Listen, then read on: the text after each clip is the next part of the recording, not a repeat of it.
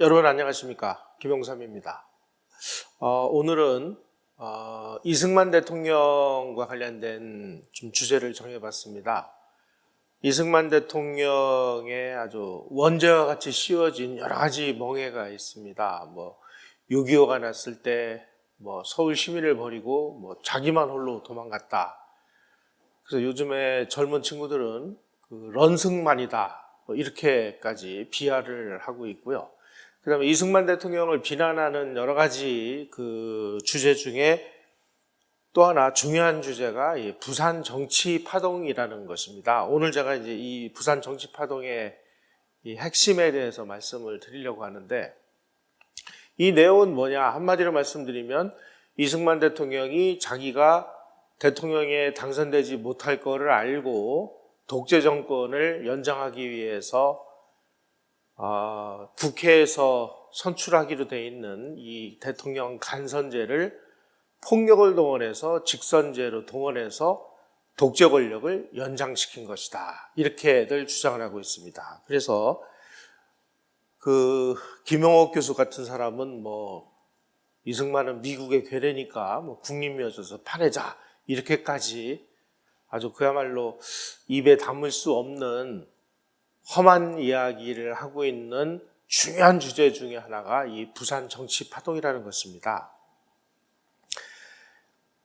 이승만 대통령을 비난하는 여러 가지 중에 아주 굉장히 치명적인 비난 중에 하나가 바로 이 부산 정치 파동입니다. 자, 그렇다면 6.25가 아주 한창인 지금 전선에서는 인민군하고 중공군하고 정말 피나게 싸우고 있고, 그 후방인 피난 수도 부산에서 자기의 독재 권력을 강화하기 위해서 폭력을 동원하고 군대를 동원해가지고 이 자기의 임기를 연장하고 헌법을 개정을 해서 독재 권력을 연장한 것이 과연 사실일까요? 우리는 이런 부분에 대해서 지금까지 어느 누구도 묻지도 따지지도 않았고 그냥 그렇게 규정지어진 그런 것들을 사실로 받아들였습니다. 이런 것들을 이제 프레임 씌우기라고 하는데, 프레임이라는 건 뭐냐면 제가 누구를 공격을 할 때 너는 도둑놈이야 라고 공격을 합니다. 그러면은 이 공격을 당하는 상대 측은 내가 왜 도둑놈이야? 나는 도둑놈이 아니야. 도둑놈이 아니라는 걸 증명하기 위해서 수많은 자료들을 동원해야 되고 방어를 해야 됩니다. 그러는 사이에 일반 사람들은 저 사람 저거 혹시 도둑놈인 거 아니야? 그러니까 저런 일을 하는 거 아니야? 라고 아주 규정되어지는 이런 행위를 이제 프레임 씌우기라고 하는데, 바로 이 이승만 대통령에 대한 프레임 씌우기의 가장 중요한 주제 중에 하나가 부산 정치 파동이라는 것입니다. 자, 그러면은 부산 정치 파동의 핵심 본질은 무엇이냐라는 걸 우리는 바라볼 필요가 있습니다. 이런 문제를 우리가 들여다보기 위해서는 조금 세계사적이고 동북아 관계사적인 이런 시각들이 필요합니다. 재헌헌법에서 재헌의원들이 대한민국의 헌법을 만들 때 국회에서 국회의원들이 대통령을 뽑는 방식으로 만들어져 있었습니다. 이거를 이제 간선제라고 이야기를 합니다. 요즘에는 우리 국민의 직접 선거에 의해서 선출을 하죠. 이걸 이제 직선제라고 하는데, 국회에서 선출하는 간선제로 돼 있었기 때문에 국회의원들이 대통령을 뽑게 되어 있습니다. 그때, 그러니까 1952년 7월 23일까지가 이승만 대통령의 임기였습니다. 그래서 1952년에 대통령 선거를 해야 되는데, 이 무렵에 이승만 대통령의 정치적인 입지는 상당히 좀 어려웠습니다. 왜냐하면 이승만 대통령은 정당이라는 걸 만들질 않았습니다. 말하자면은 자기를 보호해 줄 수 있는 우군, 여당이 없었습니다. 이승만 대통령은 이 정치적인 정당 그러면은 조선시대에 하도 이 붕당 정치, 사색당파 이런 거에 아주 치를 떨어가지고 정당이라는 걸 이거 다 쓸데없는 사람들이 만드는 거다. 그래서 나는 나 혼자 내 카리스마로 통치를 하는 것이니까 정당 같은 건 필요 없다. 그러다 보니까 만들어져 있는 정당들이 전부 야당 세력이 만들어져 있었습니다. 또 그 당시에 이제 6.25가 나가지고 낙동강전선에서 대한민국을 구해내고 그 다음에 미군들을 재빨리 참전시키고 하는 그 큰 공에도 불구하고 6.25가 진행되는 와중에서 여러 가지 불미스러운 사건이 벌어졌습니다. 첫 번째로는 국민방위군 사건이라는 것이 벌어졌습니다. 두 번째로는 거창 양민 학살 사건이라는 것이 벌어졌습니다. 국민방위군이라는 것은 뭐냐면은 6.25 때 우리가 처음 남침을 당했을 때 정부가 너무나 급히 피난을 가는 바람에 젊은 장정들을 피난을 시키지를 못하고 정부가 후퇴를 해 내려갔습니다. 그러다 보니까 인민군들이 점령 지역에서 대한민국의 청년들을 전부 징집을 해다가 인민군으로 집어넣어가지고 낙동강전선으로 보낸 거예요. 그래서 1.4 후퇴 때는 이래서는 안 되겠다. 그러니까 혹시라도 인민군들이 또다시 우리 청년들을 끌어갈지도 모르니까 이 청년들을 국민방위군이라는 것으로 입대를 시켜서 이 사람들을 인민군들이 끌어가지 못하도록 부산까지 같이 피난을 가자. 그래서 국민방위군이라는 걸 만들어가지고 만 17세에서 40세까지 남자 중에서 경찰이나 군인으로 들어간 사람을 제외한 사람들을 전부 이 국민방위군에다가 합류를 시켜서 1.4 후퇴 때 부산까지 데리고 내려갔습니다. 그런데 이 과정에서 전국에 있는 50만 장정들을 부산으로 피난시키는 과정에서 이 국민방위군 지도부들이 이 국민방위군들을 먹이고 입히고 재우는 돈을 전부 착복을 해버렸습니다. 그러다 보니까 이 엄동설 안에 이 국민방위군들이 부산까지 내려가는 과정에 밥도 못 먹고 잠은 남의 집 헛간에서 자고 이러는 과정에서 많은 사람들이 굶어 죽고 병들어 죽고 얼어 죽었습니다. 이게 국민방위군 사건입니다. 그래서 이게 나중에 문제가 돼가지고 그 국민방위군 사령관하고 부사령관 이런 사람들을 군법에 회부해가지고 총살을 시켰어요. 어찌됐건 이런 사건이 이승만 대통령에게는 상당한 부담으로 돌아왔습니다. 거창 양민 사건은 무장공비가 출몰했다고 그 지역 일대 사람들을 우리 군인들이 가가지고 공비하고 내통을 했다고 그 동네 사람들을 총살을 시키고 이런 일이 벌어지다 보니까 이승만 대통령의 이 정치적인 그 입지가 상당히 좀 어려워져 있었습니다. 특히 이 무렵에 우리가 눈여겨봐야 될 점은 이승만 대통령의 전쟁 수행 목적과 미국의 전쟁 수행 목적이 달랐다는 사실을 우리가 눈여겨보실 필요가 있습니다. 이승만 대통령은 6.25가 처음 발발했다는 소식을 듣고 이거는 공산군이 남침을 해와서 38선을 무력화시켰으니까 국제사회가 그어준 38선은 이건 의미가 없어졌다. 그러니까 우리가 이번 전쟁을 이용해서 무슨 수를 써서라도 38선 이북 지역을 다시 우리가 회복을 해서 통일 대한민국을 만들겠다 하는 것이 이승만 대통령의 가장 중요한 전쟁 수행 목표였습니다. 하지만 미국은 지금 적들이 38선을 넘어서 침략을 해왔으니까 침략을 해오기 이전 수준까지 적을 격퇴시키는 임무만이 우리가 해야 될 일이다. 다시 말씀드리면 인민군과 이 적들을 38선 북쪽으로만 퇴치시키는 선에서 전쟁을 끝내야 되겠다라는 생각을 가지고 한국에 온 것입니다. 그러다 보니까 이승만 대통령의 전쟁 목표와 미국의 전쟁 목표가 수없이 충돌을 하게 됩니다.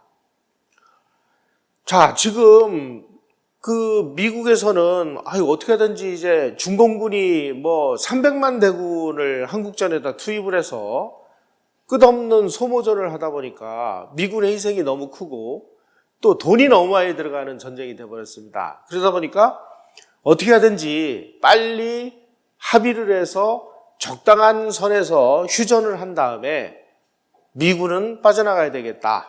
그 적당한 선이라는 것은 휴전선 38선 부근이면 가장 좋다. 그래서 나중에 휴전선이 보면은 38선하고 거의 비슷한 선에서 그어집니다. 거기까지 이제 적들을 격퇴시킨 다음에 적당히 휴전을 하고 빠져나가려고 했는데 이승만 대통령이라는 강적을 만난 겁니다. 미국이 자꾸만 엉터리 휴전을 맺고 빠져나가려고 하니까 미국은 허리춤을 붙잡고 당신들이 들어올 때는 당신네들 마음대로 들어왔을지는 모르는데 나갈 때는 마음대로 못 나가는 거야. 지금 전쟁이 끝나지도 않는데 어디를 가려고 합니까? 미국의 바지가랑이를 딱 부여잡고 38선 이북에 미수복 지역을 우리가 수복을 해서 통일 대한민국 정부를 수립할 때까지 싸워주시오. 그러니까 지금 미국은 죽을 노릇이죠, 지금. 바로 이 무렵에 1952년 대선을 치러야 되는 상황이 벌어졌습니다. 그러다 보니까 미국 정부는 어떻게든지 국회의원들을 구워 삶아가지고 자기네들의 말을 잘 듣는 사람을 대통령에 당선시켜서 그 사람하고 얼렁뚱땅 그냥 엉터리 같은 휴전협정을 체결하고 미국은 빠져나가게 되었다. 그러니까 이 1952년에 이 대통령 선거를 이용해서 이승만을 실각시키자. 그래서 국회의원들을 매수하는 작전을 시작을 합니다. 이승만 대통령은 그런 것들을 이제 다 알고 있는 거예요. 손바닥 안에 손오공처럼 당신들이 그러면은 나도 생각이 있지. 그래서 1951년 말에 이승만 대통령이 느닷없이 국민직선제 개헌안을 국회에다가 제출합니다.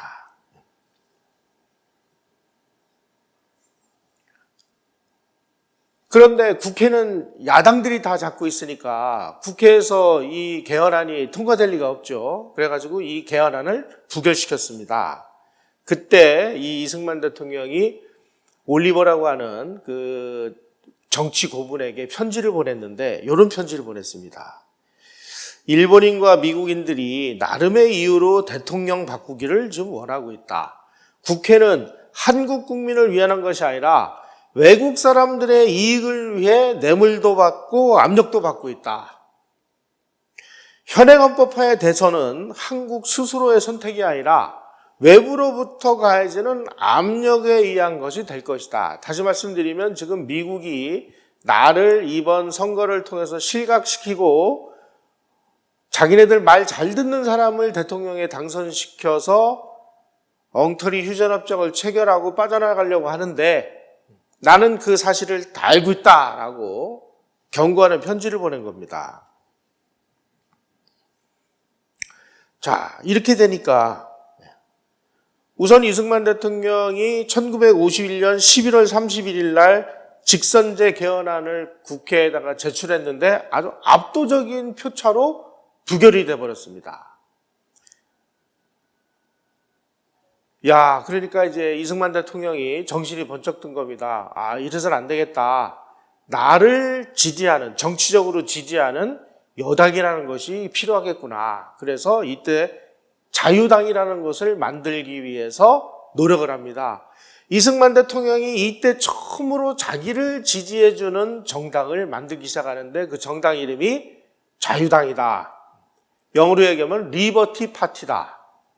이승만 대통령의 그 머릿속에는 어떤 개인의 자유, 하늘이 인간에게 준 천부적인 자유라는 것에 아주 굉장한 집착을 보이는 분이라는 것을 이 당 이름에서도 알 수가 있습니다. 다시 말씀드리면 이승만 대통령은 국회에서 자기를 지지하는 여당이 없이 순수하게 개인의 카리스마로 통치를 해왔는데 지금 미국이 국회의원들을 전부 막 공작을 하고 매수를 해서 자기를 대통령에서 떨어뜨리려고 하니까 이제 이 정치라는 건 이제 나를 후원하는 여당이라는 것이 필요하구나 라고 여당을 만들려고 하는데 이 여당을 만들려고 하는 안에 있는 사람들도 전부 매수를 당해가지고 이승만의 반대편에 서게 됩니다. 그래가지고 원내 자유당이라는 것이 만들어져요. 원내 자유당에서는 주장이 뭐냐? 차라리 그러지 말고 내각제 개헌을 해서 이승만 대통령은 그냥 국부로 그냥 추앙을 하고, 하지만 아무 실권이 없는 그런 대통령을 만들고 실제 통치는 국무총리가 하는 내각제를 하자. 그래서 내각제 개헌안이라는 걸 만듭니다. 근데 원외 자유당이라는 것이 있습니다. 이 원외 자유당이라는 것이 진정으로 이승만 대통령을 후원하는 세력이었습니다. 이분들은 무슨 소리냐, 미국식 그 대통령제, 대통령을 직선하는 제도로 바꿔야 된다. 그래서 이 야당 연합 세력들은 내각제 개헌안을 제출을 합니다.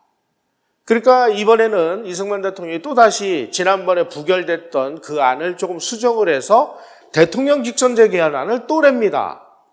이 상황에서 벌어진 내용이 뭐냐? 그 당시에 미국이 가장 열심히 후원을 한 사람이 국무총리를 지낸 장면입니다. 그 다음에 김성수, 조병옥 이런 사람들을 뒤에서 후원을 했습니다. 장면이라는 사람이 느닷없이 혹시 이승만 대통령이 자기를 체포할지 모르니까 어디로 도망을 가냐면은 미군 병원으로 도망을 가요.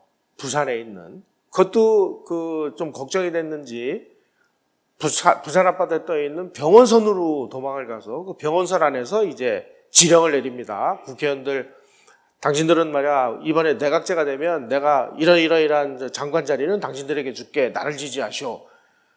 무슨 파는 나를 지지해주면 무슨 장관 자리를 줄게. 이런 식으로 공작을 하고 있었는데, 그 공작을 하기 위해서 가지고 가던 이 문서를 경찰한테 뺏겼어요. 원내 반이승만 세력이 5월 29일 날 국회에서 대통령 선거를 기습적으로 실수를 해서 장면을 대통령으로 만들고 아예 이번에는 그냥 끝장을 내버리겠다 하는 작업을 하기 위해서 뭔가의 공작을 하다가 이 공작 문서가 경찰에게 넘어간 것입니다. 안 되겠다. 이승만 대통령이 드디어 이제 초강수의 칼을 빼듭니다. 그래서 5월 24일 날 장택상 씨를 국무총리로 임명을 하고 이범석 씨를 내무장관으로 임명을 합니다. 그리고 그 다음 날 영실기에서 공산 침투 분자와 폭도 소탕을 명목으로 부산 경남북에다가 비상계엄을 선포를 해요.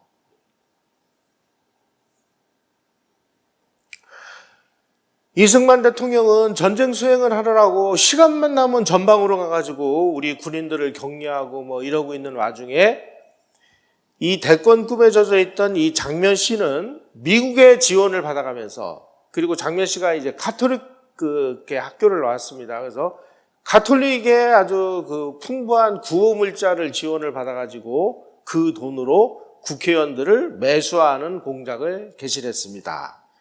그래서 180명의 그 국회의원들이 이승만 대통령에게 등을 돌리고 장면을 지지하려고 하니까 이승만 대통령이 초강수를 둔 거죠. 특히 장면 씨는 참, 저는 이런 모습을 보면 이 장면이라는 사람에 대해서 어떻게 이해를 해야 될지를 모르겠는데, 1961년 5.16이 났을 때 국무총리였던 장면 씨가 어떤 행동을 했는지 여러분들 알고 계시죠? 지금 쿠데타가 일어나서 난리가 났는데 자기는 어디로 갑니까? 해화동에 있는 수녀원으로 도주를 했습니다. 사흘간 종적을 끊고 수녀원에 숨어 있었습니다. 부산 정치 파동이라는 이 사건이 일어났을 때도 미군 병원선에 숨어가지고 국회의원들 매수 공작을 벌이고 있었다는 사실을 여러분들은 기억하셔야 되겠습니다. 그래서 이승만 대통령이 계엄령을 선포를 하고, 그리고 이 국회의원들이 탄 차를 헌병들이 동원해가지고 끌고 갑니다. 이 당시에 바로 이제 이런 일련의 행위를 부산 정치 파동이라고 하는데, 이 부산 정치 파동의 핵심 본질은 뭐냐? 미국이 이 국회의원들을 매수를 해서 대통령 선거에서 자기를 떨어뜨리려고 공작을 하니까 이승만 대통령이 직선제 개헌안을 내놓고 직선제 개헌안을 관철시키기 위해서 계엄을 선포를 하고 이 미국의 의도에 맞선 것이 바로 부산 정치파동의 핵심 본질이라는 사실입니다.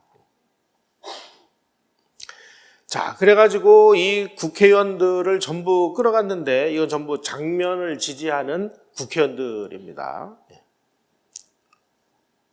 그 당시에 장면, 김성수, 조병옥 이런 사람을 미국이 열심히 밀었는데 그 당시에 부통령이었던 김성수 씨가, 김성수 씨는 동아일보의 사주죠. 그러니까 동아일보는 이승만을 비난하는, 이승만 대통령을 열심히 공격을 하는 야당의 신문이 될 수밖에 없었습니다. 이분이 계엄 선포는 뭐 반란적인 쿠데타다 하고 비난하면서 부통령직을 사임을 합니다.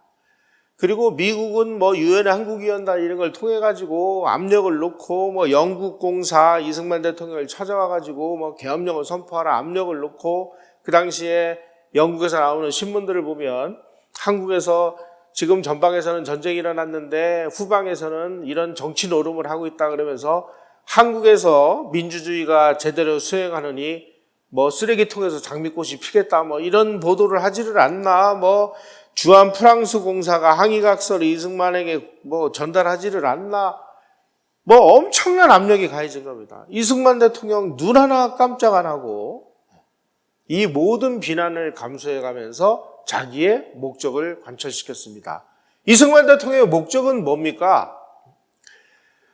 적당히 엉터리로 휴전하고 빠져나가려고 하는 미국을 부여잡고, 미국 당신들이 여기까지 왔으니까 이 적들을 퇴치해서 우리 38선 이북 지역에 있는 저 2천만 북한 동포들을 우리가 구해서 저들에게 개인의 자유를 부여하는 민주주의 국가로 통일시켜 준 다음에 당신들이 가야 될 거 아니냐. 근데 왜 전쟁을 하다 말고 도망가느냐. 이건 나는 용서할 수 없다.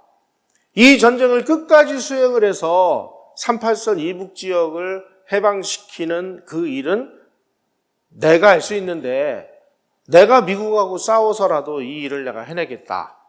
이게 바로 부산 정치파동의 핵심 본질이라는 것입니다. 이승만 대통령이 하도 아주 초강수를 두고 나오니까 미국이 한국 군부를 움직여가지고 쿠데타를 하기 위해서 두 사람을 움직였는데 그 두 사람이 누구냐? 한 사람은 이용문이라는 장군이고요. 여기 있는 분은 그 당시 이용문 장군의 직속부하였던 박정희 대령이었습니다. 자, 이제 이런 모습을 보면 우리 이 현대사가 얼마나 복잡한 양상으로 전개되는지를 알 수가 있죠. 이 박정희 대령이 1952년에 이용문 장군하고 같이 이승만 정부를 뒤엎으려고 하는 쿠데타에 가담을 했다. 좀 복잡하죠. 이승만 대통령이 6월 2일 날 직선제 개헌안을 24시간 이내에 통과되지 않으면 국회를 하살하겠다. 최후 통첩을 합니다. 그리고 자신을 지지하는 세력들을 동원해가지고 열광적인 분위기를 연출합니다. 자, 이렇게 되니까 이제 미국이 쿠데타를 일으키기 위해서 이용문 장군을 앞세웠는데, 여러분 이용문 장군은 이건계 변호사라고 혹시 아십니까? 이건계 변호사의 아버지입니다. 나중에 박정희 대통령이 된 다음에 이용문 장군이 비행기 사고로 죽습니다. 공기 소탕하러 갔다가 오다가 비행기가 추락을 해서 사망을 하는데, 그 아들인 이건계 씨가 그 당시에 사법고시를 패스하고 그러니까 아주 젊은 나이에 치안본부장으로 막 발탁을 해서 열심히 키워주고 하는, 이런 참 두 분이 꽤 가까운 관계였습니다. 일본 육사 선후배 관계거든요.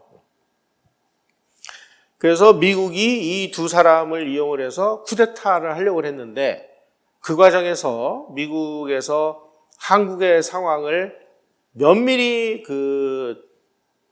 체크를 해본 결과, 자, 지금 이 상황에서 우리가 당장 급하다고 그래서 이승만 정부를 뒤집어 엎어가지고 쿠데타를 해서 다른 사람을 대통령으로 내세울 경우에 과연 이승만의 리더십을 대체할 만한 인물이 지금 있느냐? 다시 말씀드리면 장명이라든지 조병옥이라든지 김성수라든지 이런 사람이 이승만 정도의 역할을 할 수 있겠느냐? 아무리 따져도 도저히 이건 안 되겠다. 이승만을 대체할 리더십은 존재하지 않는다라고 결론을 냈습니다. 두 번째, 한국에서 대통령 직선제가 아니라 소위 말하는 대통령제가 아니라 내각제는 가능하겠느냐? 아무리 봐도 내각제로는 이건 안 되겠다. 그러면 방법이 뭐냐? 결국은 이승만 대통령을 다시 집권시키는 것 외에는 방법이 없다. 우리가 밉든 곱든 대한민국을 살리기 위해서는 이 방법밖에 없다. 그래서 절충과 타협을 하게 됩니다. 이승만 대통령이 내놓은 대통령 직선제 개헌안과 야당이 내놓은 내각제 개헌안을 적당히 섞어가지고 여기서 좋은 거 뽑고 내각제에서 좋은 걸 뽑아가지고 섞어가지고 만든 것이 발췌 개헌안이라는 것입니다. 이 발췌 개헌안도 미국이 주도해서 만들었습니다. 미국이 야당을 설득하기 위해서, 야당이 지금 국회를 쥐고 있으니까 국회를 쥐고 있는 야당을 설득을 해서, 야, 너희들이 원하는 이런 조항도 여기 들어가 있어. 여기 있는 안도 들어가 있어. 그래서 이거를 적당히 해서 타협하자. 그 타협안을 내놓은 것이 발췌 개헌안이라는 것입니다. 발췌 개헌안 중에서 가장 중요한 건 뭐냐? 대통령, 그 다음에 부통령을 국민 직선제로 뽑는다. 국회에서 뽑는 게 아니다. 대통령은 직선제로 하자. 그래서 직선제 개헌안으로 바뀐 발췌 개헌안이 1952년에 통과가 됐습니다. 다시 말씀드리면 이승만 대통령이 미국을 정치적으로 꺾은 것입니다. 그래서 국민 직선제로 치러진 제2대 대통령 선거에서 이승만 대통령이 압도적인 국민의 지지를 받아가지고 74.6%를 받았습니다. 그래서 대통령이 당선이 됩니다. 그 당시 대통령 선거를 할 때 있었던 그런 포스터 이런 것들입니다. 전 가족이 이 박사에게 표를 드리자 이런 게 있습니다. 부산 정치 파동이 가지고 있는, 지금까지 우리 국민들이 알고 있었던 것은 이승만이가 독재 권력을 연장하기 위해서 엉터리로 깡패들을 동원해서 헌법을 바꿔가지고 자기가 직접 대통령을 더해먹기 위해서 이 짓을 벌였다. 그런데 사실은 알고 보니까 이승만 대통령은 직선제 개헌을 하려고 했던 것은 보다 심각하고 원대한 목표가 있었기 때문이었다는 것을 아마 이해하실 수 있을 겁니다.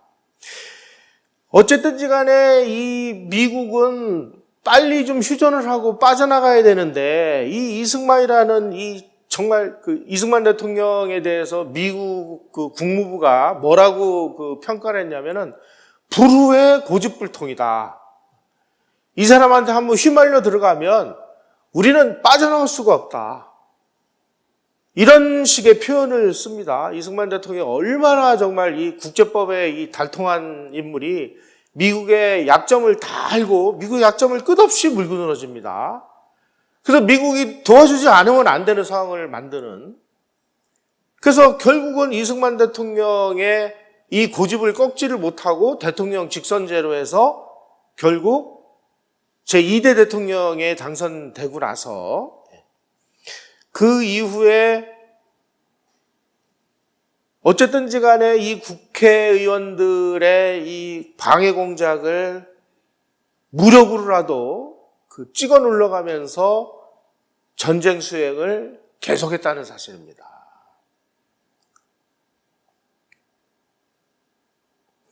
부산 정치 파동은 한국에 적합한 권력 구조가 무엇인가를 둘러싼 대립이었고, 그리고 전쟁 정책을 둘러싼 한미 간의 갈등이 중첩된 아주 중대한 사건이었습니다.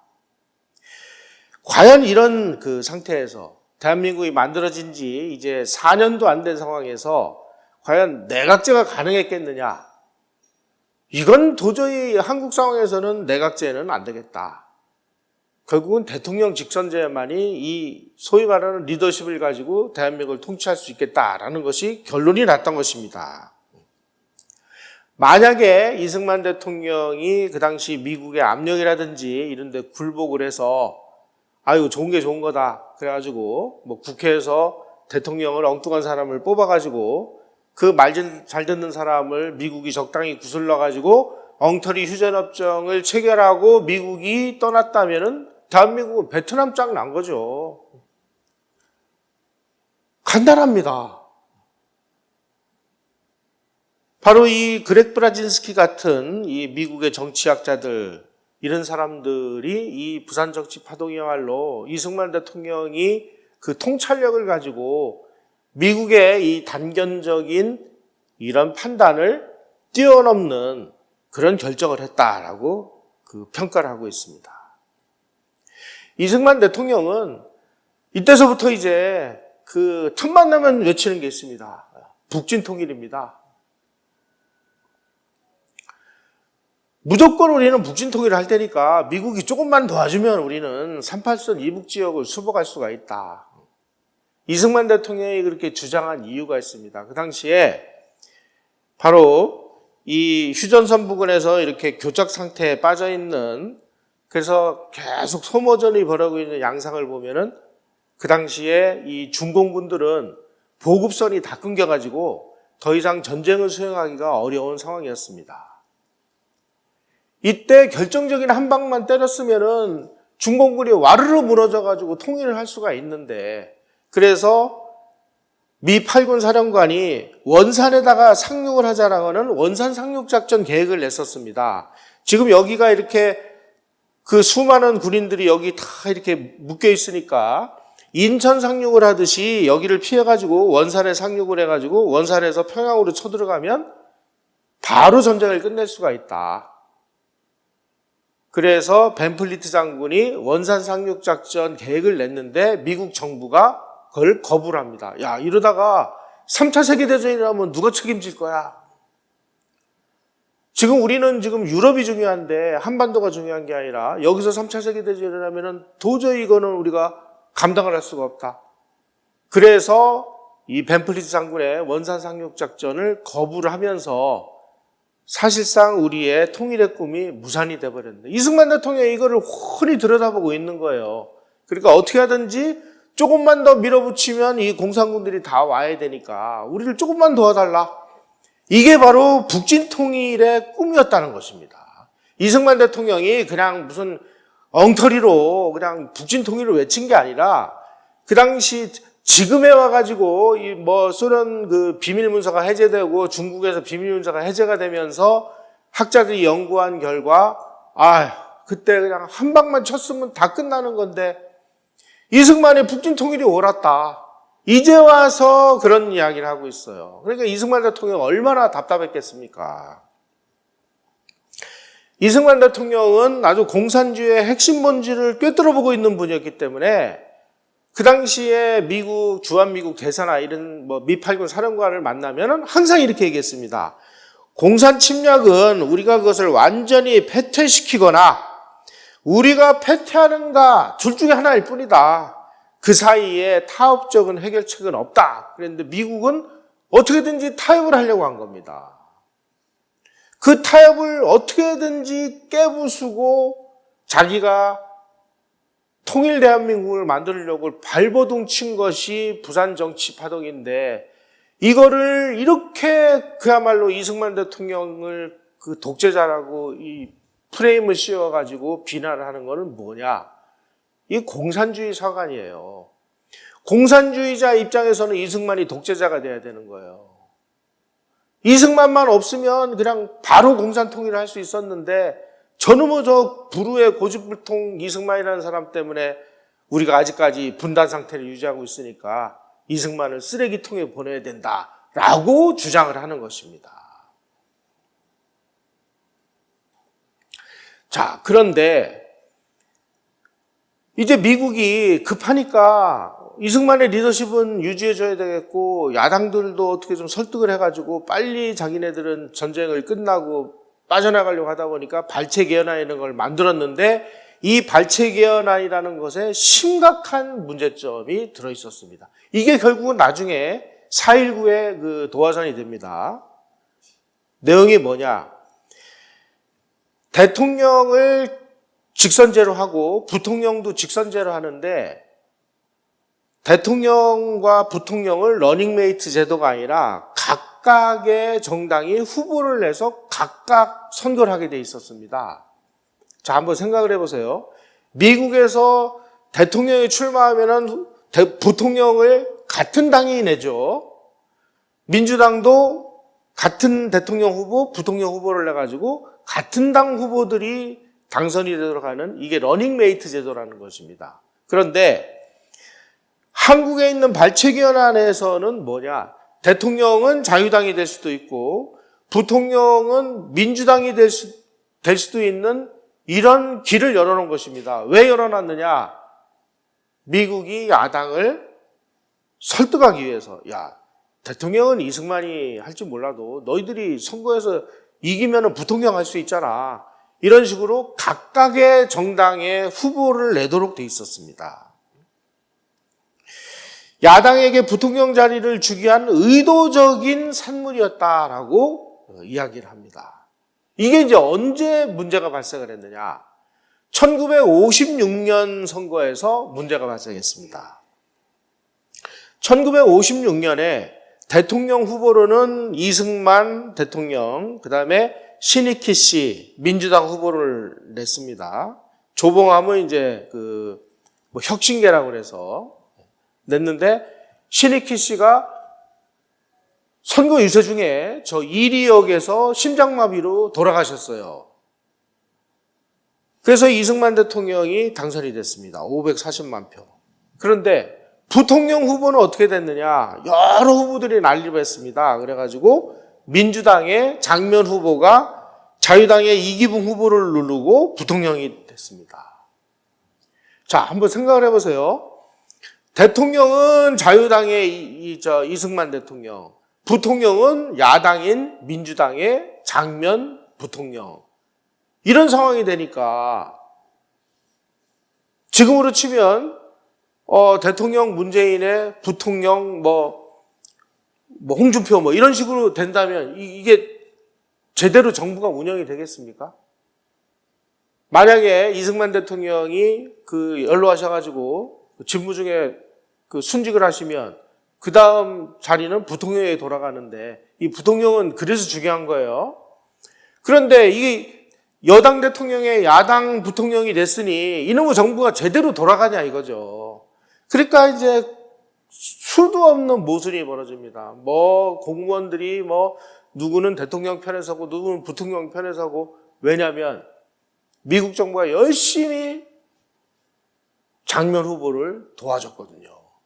그걸 알고 군인들도 그냥 장면한테 가서 줄 서고 이러다 보니까 정부가 제대로 작동되지가 않는 거예요. 특히 1956년 대통령 선거 때 이 동아일보를 비롯한 수많은 언론들이 이승만 대통령을 타도하자 하면서 이승만 대통령을 물고 뜯는 그야말로 아비규환의 선거전이 벌어졌습니다. 그래가지고 민주당 선거구호가 못 살겠다 갈아보자, 이승만 대통령이 너무 연로하셔가지고 아랫목에서 밥 먹고 윗목에서 똥 싸는 산송장이다, 이런 걸 언론 보도를 통해서 난리가 벌어진 것입니다. 그 와중에 신익희 후보가 돌아가셨어요. 자, 여러분, 우리 대한민국 국민들이 얼마나 웃기는 국민들이냐면, 보세요. 대통령 선거에서 이승만 대통령 540만 표, 조봉암 210만 표, 돌아가신 신익희 추모표가 185만 표가 나왔습니다. 이걸 어떻게 이해를 해야 돼요? 대통령 선거 하기 전에 돌아가셨는데 돌아가신 분에게 투표한 사람이 180만 표예요.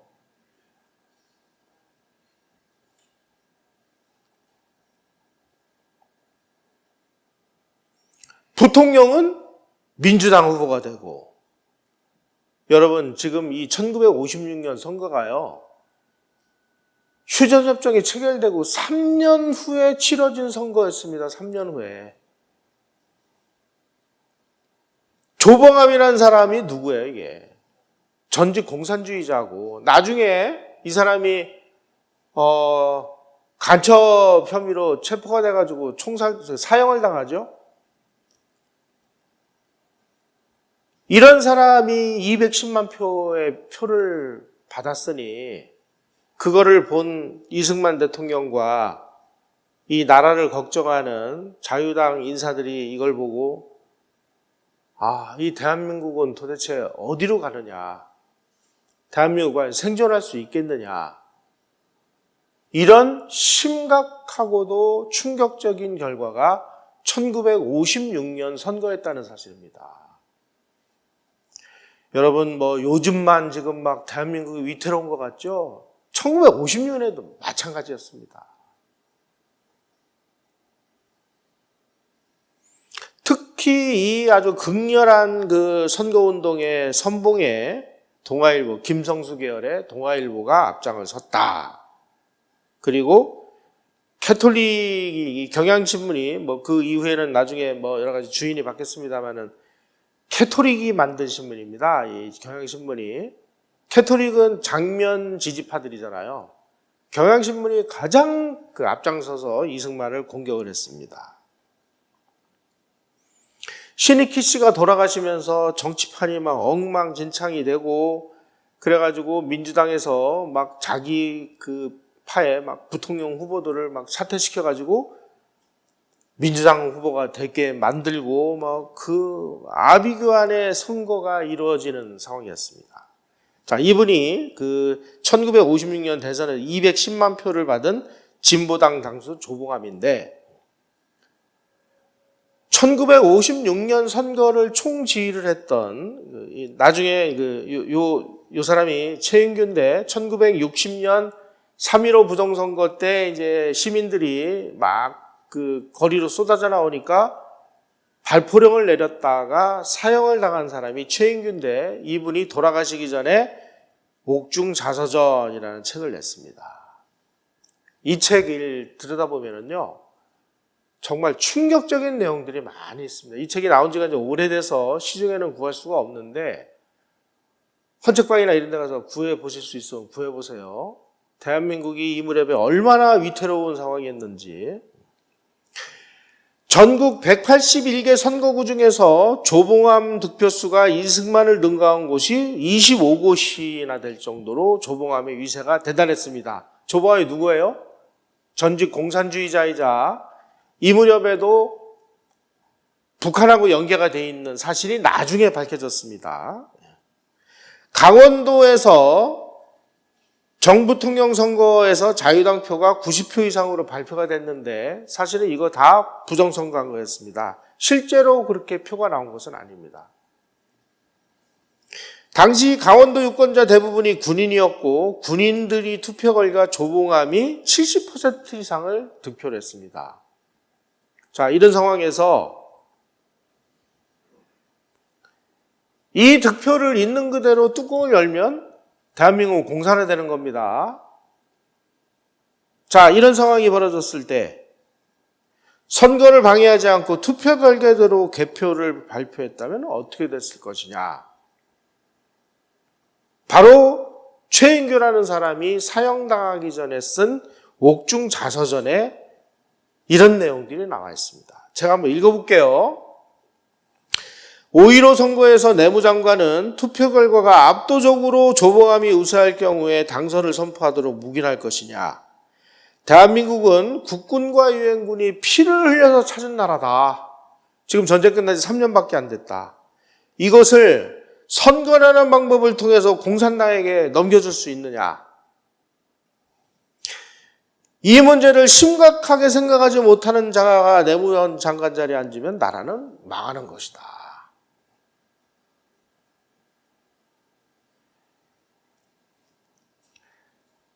드디어 발췌기원의 모순이 1956년에도 문제가 됐고 1960년 대선에서도 문제가 됐습니다. 이때 이승만 대통령이 자유당 후보로 나왔고 민주당 후보로는 조병옥 박사가 나왔는데 조병옥 박사도 선거하기 전에 암이 악화가 돼서 돌아가셨어요. 그 이승만 대통령은 무투표로 당선이 됐습니다. 그러니까 이승만 대통령을 위해서는 무슨 부정선거를 할 필요가 없는 상황이 됐어요. 이미 조병옥 박사가 돌아가셔가지고. 자, 이제 부통령이 문제가 됐습니다.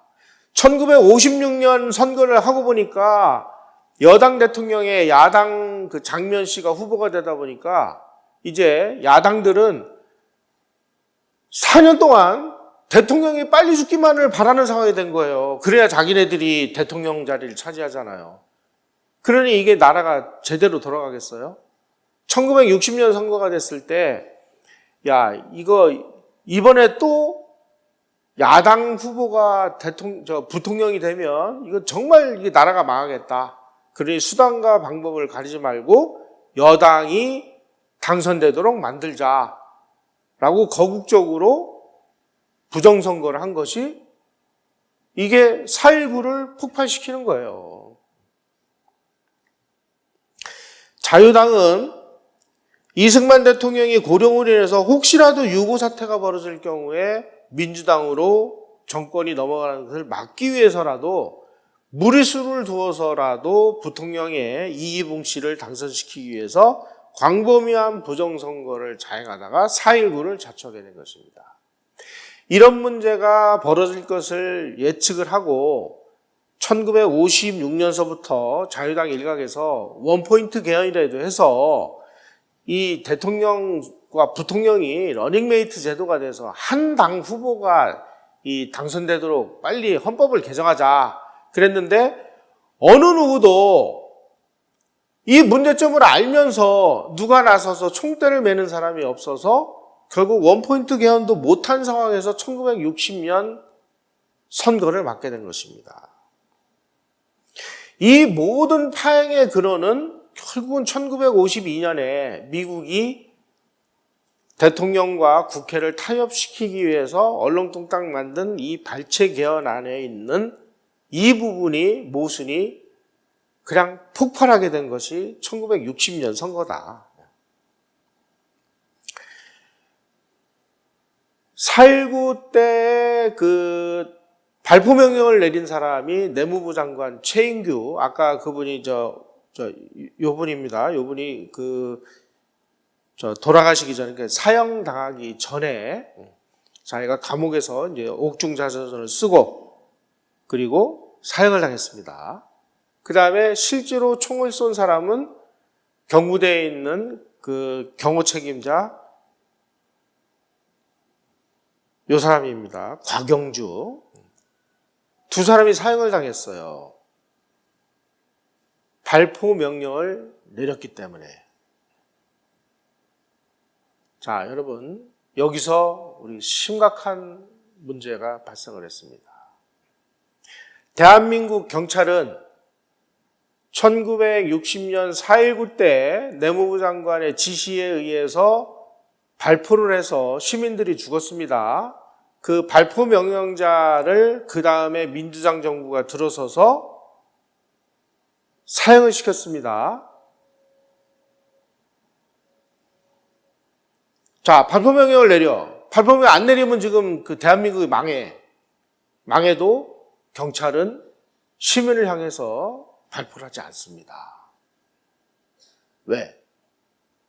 4.19 때 다 사형당했잖아요. 이 문제가 1980년 광주에서 그대로 재현이 됐습니다.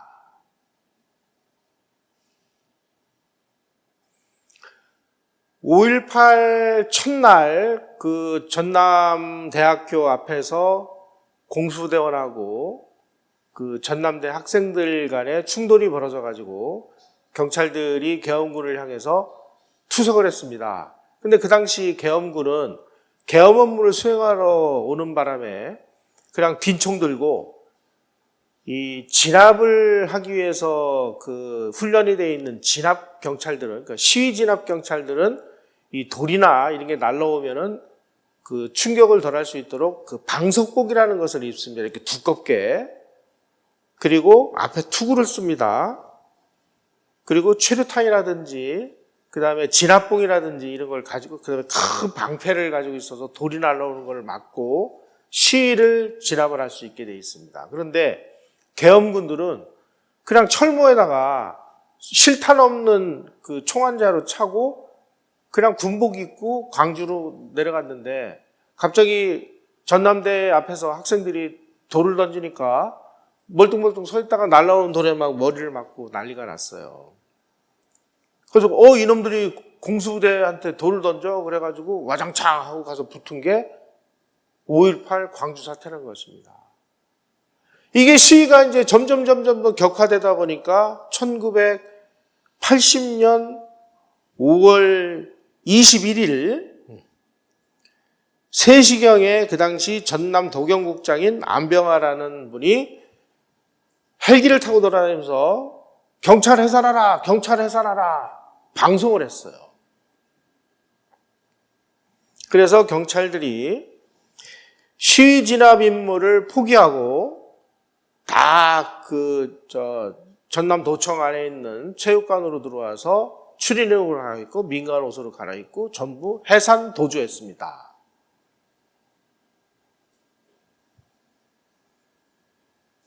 시위 진압을 전문으로 하는 이 경찰이 시민과 계엄군 사이에서 시위를 진압하고 있다가 사태가 점점 악화되니까 경찰이 이 상황에서 해산 도주를 한 겁니다.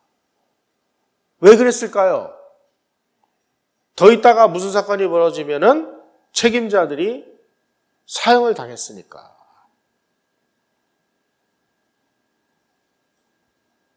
그래서 시위 진압 장비 하나 없는 계엄군과 시민이 무장을 하고 맞서는 극한 상황이 돼가지고 이 광주 사태가 더 악화된 것이 우리의 아픈 현대사입니다. 자, 이 상황에서 그때 이 경찰 해산을 명령을 한 안병하라는 사람을 지금 좌익들은 영으로 만들어 놨습니다.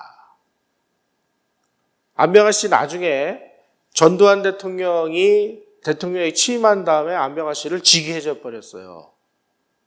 아니 지금 나라가 지금 이 모양 이 꼴이 됐는데 계엄군하고 시위대하고 사이에서 이 시위 진압을 해줘야 이게 이 충돌이 안 벌어지잖아요. 그런데 이 시위 진압을 해야 될 사람을 해산시켜서 전부 다 도주시키고 나니까 계엄군하고 시민이 그냥 와장창하고 맞붙게 만드는 이 책임자를 직위해제한 거죠. 오늘날 지금 이 사람을 영웅으로 만들고 있어요. 자, 여기서 우리가 한번 다 생각을 해봅시다. 전두환이라는 사람을 왜 저렇게 끝까지 물고 들어져가지고 저 지금 치매에 걸린 사람을 광주까지 데려가가지고 저 모진 그야말로 인간적인 모욕을 가하는지 여러분 이해가 가십니까? 앞으로 우리 군도 5.18 같은 상황이 또 벌어질 경우에 절대로 국민을 향해서 총을 쏘지를 않습니다. 왜냐? 법적으로는 전두환, 노태우 두 대통령이 사형을 선고받았습니다. 나중에 정치적인 뭐에 의해서 이분들 형집행 정지하고 특별 사면을 했기 때문에 이 사람들이 사형을 안 당한 것이지 법적으로는 사형 판결이 내려졌어요.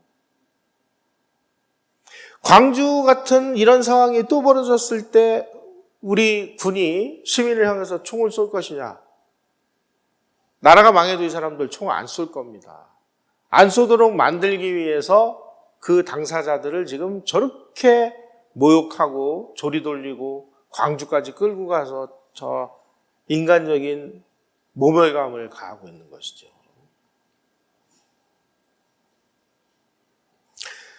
1956년 11월 달에 진보당이 창당됐고 거기에 당수가 조봉암 씨였습니다. 조봉암 씨가 추구하는 진보당 정치의 핵심은 책임 있는 혁신 정치, 수탈 없는 계획 경제, 민주적 평화 통일, 자본주의와 사회주의의 중간 형태인 사회민주주의를 지향한다고 그랬습니다. 그런데 1958년 1월 달에 진보당 주요 간부 10명이 국가보안법 위반으로 체포돼 가지고 조봉암과 친분이 있는 양명산이라는 사람이 간첩으로 체포가 됐는데 그 양명산의 진술에 의해서 조봉암 씨가 간첩에 돈을 받았다. 북한 자금을 받은 혐의로 진보당이 반국가단체로 해산 명령을 받았고 그리고 조봉암 씨는 사형을 당했습니다. 지금 조봉암 씨를 추모하는 무슨 죽삼 조봉암 기념사업회 이런 게 만들어져 있는데 이 핵심 본질은 뭐냐? 한마디로 얘기하면 반공이 아닌 거예요. 반공을 제일로 하는 대한민국에서 반공이 아닌 이 진보당을 합법정당으로 등록시켜준 것도 미국이 압력을 가해서 그런 것입니다. 왜 압력을 가해서 진보당 같은 거를 합법정당으로 등록을 시키게 만들었느냐? 이승만을 견제하기 위해서. 미국은 언제든지 이승만을 약화시킬 수도 있는 카드를 계속 만들어 놓는 겁니다. 어느 정도 했냐면요, 미국이 언론인 연수 프로그램이라는 걸 만들어요.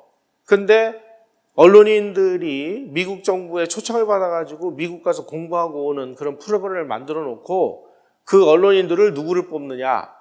가장 이승만에 반대하는 경향신문 기자, 가장 이승만을 공격을 하는데 앞장선 동아일보 기자들을 우선적으로 뽑아다가 미국에 가서 교육을 시켜줍니다. 오늘날 그렇게 미국 연수기회를 갔다 와서 만드는 사람들을 미국 정부가 관리하기 위해서 만드는 것이 관훈 언론 클럽이라는 것입니다. 기록에 다 나와요. 사상계가 이승만 정부를 끝없이 공격을 합니다. 사상계를 누가 운영했느냐? 장준하 씨가 운영을 했어요. 사상계를 운영하는 자금, 사상계를 찍는 종이, 사상계에 실리는 여러 가지 정보 다 미국 정부가 제공해 줬습니다. 왜? 이승만을 견제하기 위해서. 진보당도 마찬가지였습니다. 한마디로 얘기해서 조봉암 노선은 좌우 합작 노선이었습니다. 조봉암 노선은 한반도가 미국과 소련이라는 외세 대리의 각축장이므로 두 강대국 모두가 한반도에서 거리를 두도록 우리가 비소 비미의 중리 외교 정책을 추구하자. 말은 좋죠. 외세와 결탁하여 한반도 민중의 생존을 위협하는 국내 세력을 외세와 단절시키기 위해서 민족자주 원칙을 세우자. 평화적 민주선거 통일을 통해서 수립될 통일정부는 영세 중립국으로 나가자. 한마디로 말씀드리면은 해방 이후에 좌우 합작론이 조봉암이가 추구하는 그런 정치적인 행보였습니다. 좌우 합작은 결과가 뭐죠? 공산화입니다. 자, 그러면 조봉암이라는 사람이 추구한 이 좌우 합작의 종착역은 필연적으로 이게 공산화라는 거는 이승만 대통령이 막 입이 부르트도록 주장을 했는데 이런 사람이 좌우 합작의 진정한 의미를 이해하지 못하고 그야말로 순진한 몽상가였을까요? 아니면은 좌우 합작이라는 위장막을 쓰고 공산화라는 종착역을 향해 대한민국을 이끌고 가는 위험천만한 선장이었을까요? 그 후의 행적을 보면은 알 수가 있습니다. 그래서 이승만 대통령이 온갖 비난을 무릅쓰고 미국이 아주 직접적으로 경고를 했습니다. 조봉암을 사형시키지 말라. 근데 이승만은 눈 딱 감고 사형을 시켰습니다. 그런데 조봉암 사형이 잘못됐다고 2011년, 그러니까 이명박 정부 때입니다. 1월 20일 날 대법원이 진보당 사건을 재심을 해서 조봉암에게 무죄를 선고했습니다.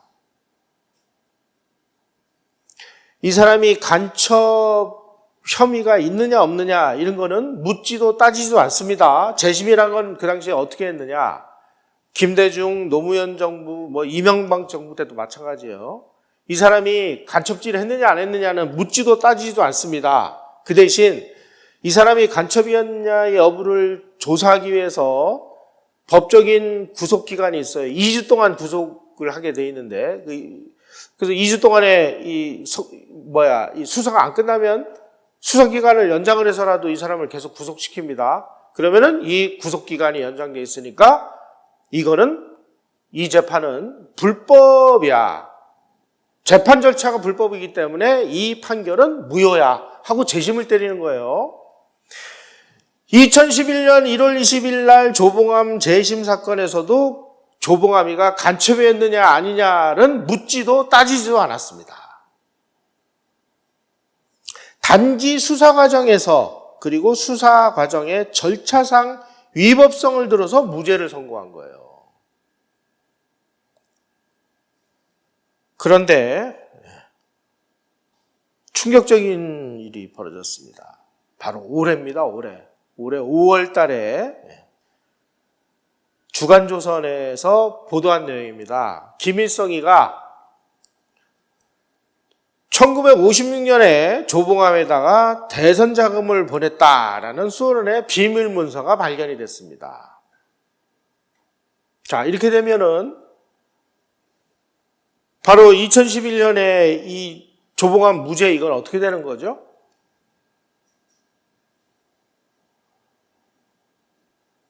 요게 그 문제의 비밀 문서입니다. 1968년 9월 김일성이 북한을 방문한 드미트리 폴란스키 소련 공산당 정치국원 겸 내각 부의장에게 우리가 북한이 1956년 남한 대선에 개입했다라고 밝혔습니다.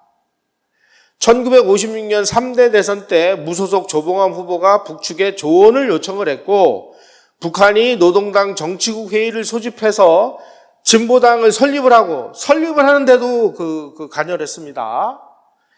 조봉암 후보를 지원을 했고 너 대선에 나가라. 나가면 우리가 돈 지원해 줄게. 그래서 진보당 설립을 지원하고 1956년 남한 대선에 조봉암이가 출마하니까 조봉암에게 자금을 지원하고 조언을 했다.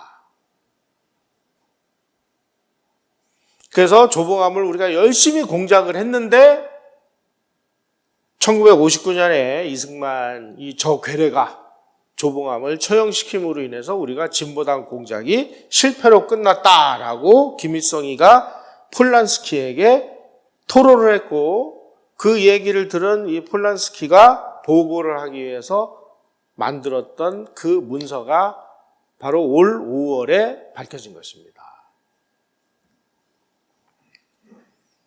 조봉암은 북측에다가 나 대선에 나가려고 하는데 당신 나 좀 도와줄래? 그러니까 도와주겠다라고 얘기한 거죠. 김일성이가 뭐라고 얘기했느냐. 조봉암은 우리에게 해당 인물을 달라고 했다. 우리는 정치국에서 이 편지를 토론했고 다른 동지들을 통해 조봉암에게 연계체가 될 수 있는 합법정당을 설립하라고 제안했다. 진보당도 북한의 지령을 받고 만든 겁니다. 조봉암은 이승만에 맞서 대선에 출마할 수도 있다고 생각했다. 조봉암은 우리의 조언을 부탁했다. 우리는 조봉암이 대선에 출마하지 않을 사유가 없다고 판단했고 그렇게 하라고 했다. 대통령 출마도 김일성의 지령을 받고 나간 겁니다. 대선 한두 달이 지나서 어쩌면 그 이전에 미국은 우리가 조봉암에게 선거운동을 위해서 돈을 준 사실을 알게 되었다. 미국은 김일성이가 지령을 내려가지고 진보당도 만들려고 그래서 진보당도 만들고 진보당의 후보로 조봉암을 대통령 선거에 출마시키고 그 선거를 위해서 돈까지 제공한 사실을 알면서도 이승만에게 저 진보당 등록시키라고 압력을 넣은 것입니다. 자, 이렇게 되면 이 무죄는 어떻게 되는 겁니까, 여러분?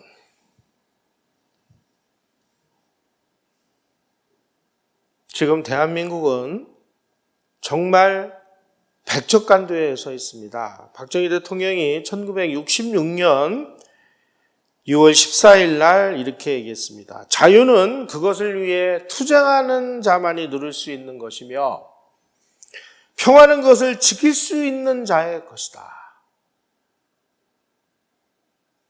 자, 이러고도 조보암이라는 사람이 무슨 민주주의자이고 민족주의자입니까, 여러분? 이승만 대통령이 엉뚱한 사람을, 아무 죄도 없는 사람을 사형시켰습니까? 최인규라는 사람이 이렇게 목이 매도록 이 사람들이 이런 짓까지 했다. 이런 짓까지 해가지고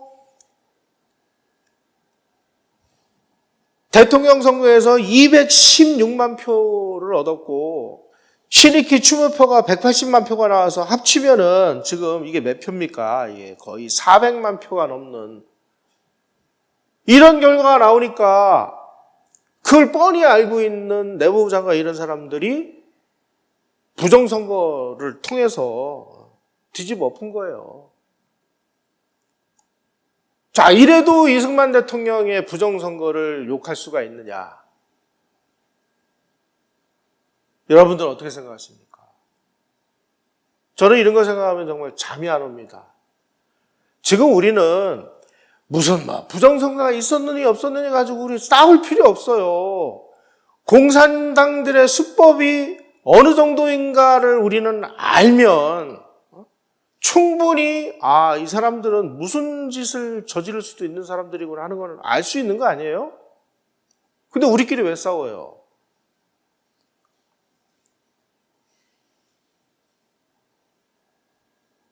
제가 지난 시간에도 말씀드렸습니다마는 우리에게 주어진 자유, 우리에게 주어진 이 평화, 이거는 우리가 스스로 지키는 수밖에 없고요.